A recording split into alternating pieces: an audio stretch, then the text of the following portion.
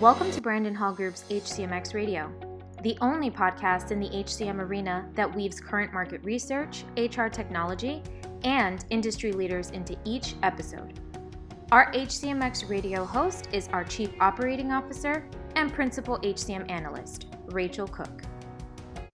Hi, this is Rachel Cook. I'm the COO of Brandon Hall Group and the host of our HCMx Radio podcast. I'm excited to be chatting today, and along with me is Claude Werder, Senior Vice President and HCM Principal Analyst from Brandon Hall Group. Welcome, Claude. Thank you. Great to be here. Hi, everyone.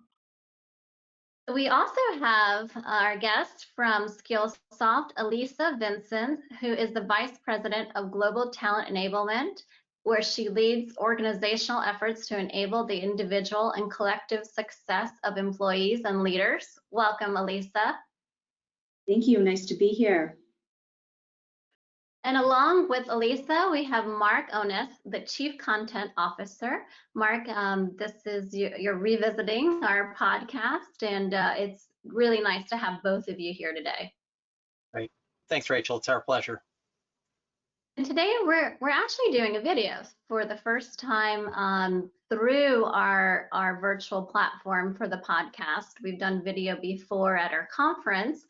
So this will be a new experience for us in delivering the podcast, but I feel like it'll be more engaging and fun, and it's lovely to see all of your faces as we are having a conversation. It feels like we're in person, and this is kind of the new normal, right?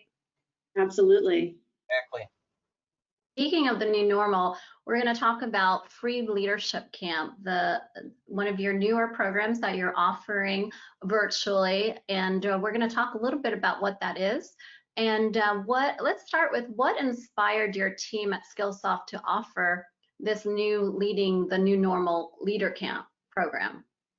Yeah, so I think obviously, the current set of events that were, transpiring around COVID-19 and the fact that folks were, in a very unique and unprecedented environment where they had to work virtually and remotely for extended period of time. And there was just a natural,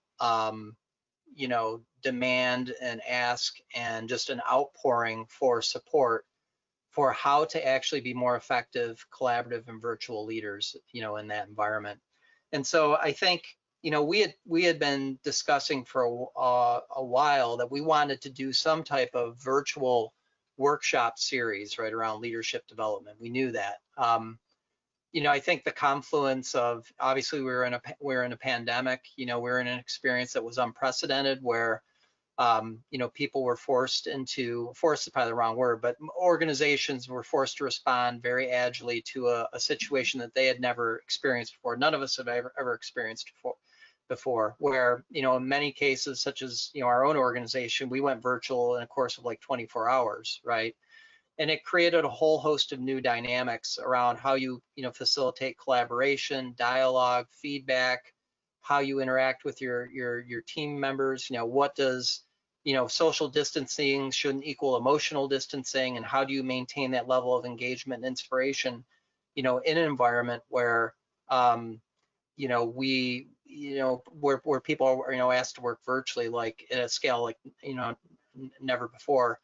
And so in that environment, what we found is that people really crave the ability to come together as a community, right, and really chat and interact. So we said, LeaderCamp made the most sense as a great vehicle for that. And so we worked together, and Elisa, which she'll describe later, came up with a curriculum that we could deliver in this format. But I think the demand was undeniable, and it made a lot of sense for us to roll it out for a variety of reasons.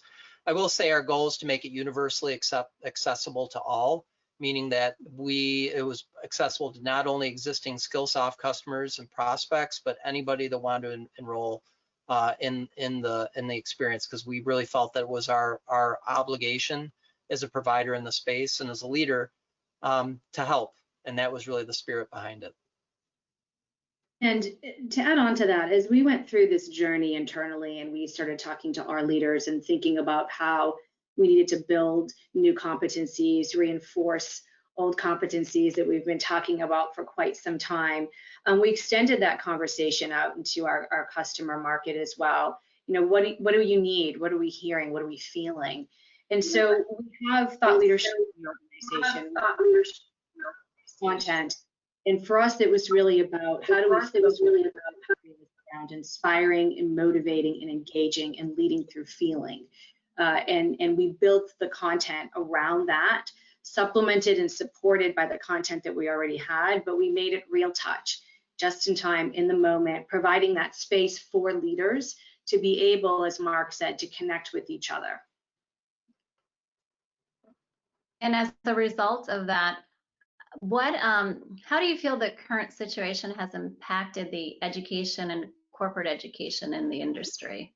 Yeah, no, that's a great question, Rachel. I think in a lot of respect, you know, digital learning has kind of gone from something that was kind of this novel and kind of new approach to things, right? Where it was more, we were more in kind of the early adopter or maybe early majority phase to now it's become the value of it is undeniable, right? I mean, I think now people, and especially in the corporate space, have genuinely viewed digital learning and digital education as a way in which they can engage their workforce and keep people focused as a tool and as a vehicle and as a medium like no other, right? And we've seen dramatic, you know, increases in the consumption of our products, somewhere on the order of 300%. You know, this year since the onset of the pandemic. And I think it's just because, you know, at the end of the day, in a lot of ways, you know, digital learning is just simply a better way to learn. It's more scalable, it can be more personal, it can be self-directed. And so why shouldn't it be a better mechanism for folks to learn new things?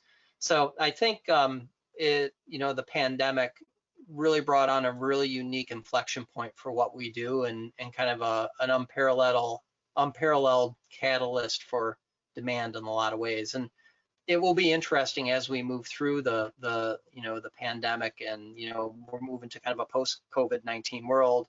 Even when we have a vaccine, hopefully later this year, right, and people can start returning to the office more fully, my sense is that people will look very differently at education and skill development than they did pre-pandemic. So, you know, my sense is that this is just the initial step forward.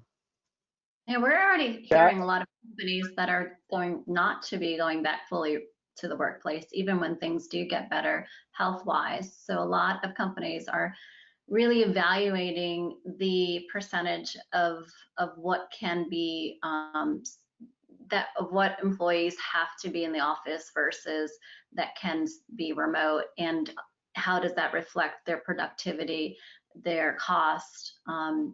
Claude, you've been doing a lot of research, and our team has as well, around COVID and beyond COVID. What does the workplace look like? It's really pretty staggering. You know, only about 8% of organizations had a remote workforce, more than half of their workforce working remotely before the pandemic. And right now it's at about 75%, with half of their at least half of their organization working remotely. And we asked a question in our research about, you know, what do they anticipate that being down the road as things get back to a little bit quote unquote normal. And it's going to reduce according to what we're being told, but we're still going to see somewhere between 2 and 3 times more people working remotely at a high level, like more than half of their workforce working remotely is going to increase 2 to 3 times based on what we're seeing now. And the use of digital learning, I think, is here to stay. I mean, the data that we're getting from our research indicates that the majority of organizations are going to keep digital learning at the same level, or even maybe a little bit higher. And the effectiveness ratings of digital learning, which have always been kind of in the 30% range, are close to 50% now of organizations saying that digital learning is effective. We always thought as a research organization, it was really not about the effectiveness, but about the familiarity and the consistency of use. And now that people are really engaged in it, I think the benefits are really being realized. Yeah, it'll be fascinating to see how what the future looks like, because a lot of what is here now is it's going to be even more evident as we move ahead and try to return to some kind of normality. And let's go back to your LeaderCamp program. You had developed, or there are 3 pillars. You're focused on the individual, the team, and the organization. Elisa, why this approach? So when we started thinking about what could this look like, we wanted the content to resonate, and we wanted the way in which we deliver it to also resonate and to reflect what we just said about digital learning, right? So the way we deliver it, the way we interact with each other virtually, to have those crucial conversations. And so we thought about the leader here who's attending. It's level agnostic, right? In the new normal, we are organizations that have been hierarchical and have these hierarchical infrastructures.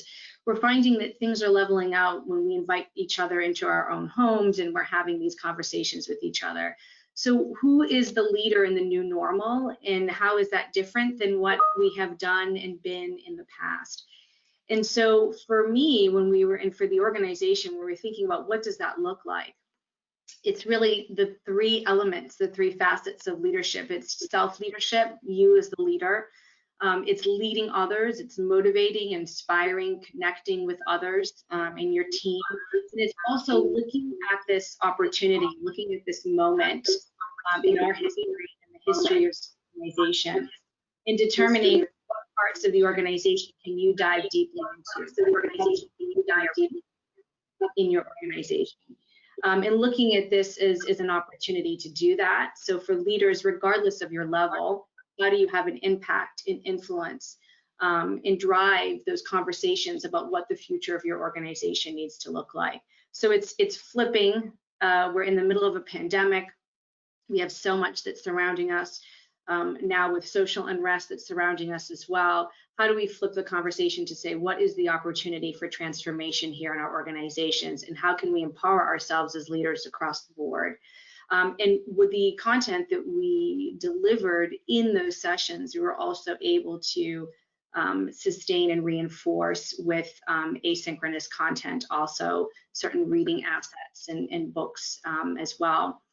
So it's became a powerful experience to the learner to be able to focus on myself as a leader and how I can build my resilience, my engagement, my well-being, given the heavy burden that are on the shoulders of leaders right now. How can I then extend that to my team and then reach deeply into my organization to manage change and lead change and all of this disruption effectively?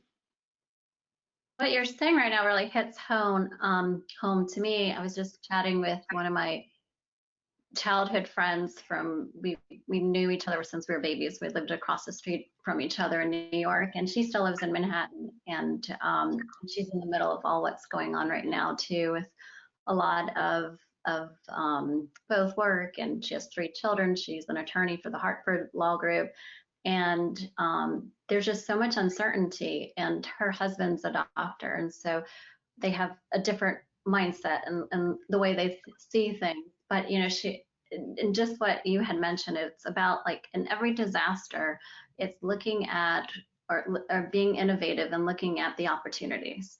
And right now, yes, there's a lot going on that is challenging. It's impacting all of us, young, old, children, everyone. So I think it's just doing the best you can and finding those opportunities and helping and inspiring leaders to do the same. So I commend you for what you're doing here. And Claude? Yeah, I mean, the focus that you folks are taking is absolutely right. And we're seeing, I think, more than ever before, people being a little bit more introspective about their personal leadership skills and how they fit in with their smaller teams and their larger organizations. And we asked organizations about what their focus was going to be around leadership training. And the number one thing right now, and the results are still coming in, so the research is ongoing, is emotional intelligence and team leadership. And I think that, I know that team leadership has been lower in interest and emotional intelligence has been relatively low as well, even though we've advocated it for years. And all of a sudden it's rising up. And so I think people are really understanding the need for interpersonal relationships and building trust and connections, and then other leadership things kick in from there. So this is a great focus that you're all taking. Absolutely. And and the team part of it, we've been doing surveys on team development for years. And every time the data is probably about the same. So that's why we don't do an annual survey on team development, because we really haven't seen much change. And they say that it's they always show that there's an interest, but their priorities and focus and investment over the years has been the same, and not nearly as much as that they should be doing. And so now I think that's changing, obviously, the way that we're working, the way that we're interacting, and the tools that we have available to us. Well, because all of a sudden the team is not in front of them. They're spread out, and what maybe they could get away with before, they can't get away with now, and they need to work harder and use better skills in communicating and collaborating, and it all makes sense. And I just think this focus on individual, team, and organization is a perfect focus, and needs to continue beyond this. This is the way to be going. Right. And a lot of this, I'm sorry, that really resonates with me, what you just said there, right? Because a lot of this was about humanizing our organizations. And we know that leadership is as much about the heart as it is about the head, and we talk a lot about that.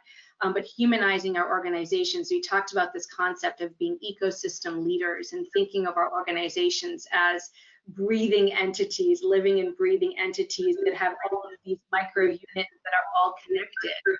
And as a leader in the new normal, it's about being able to reach into all of these ecosystems and determine how does yours support the health of the collective. And so it's a different framework, really. And there was so much power around that. It's exciting. And what's next for LeaderCamp? Yeah, that's a great question.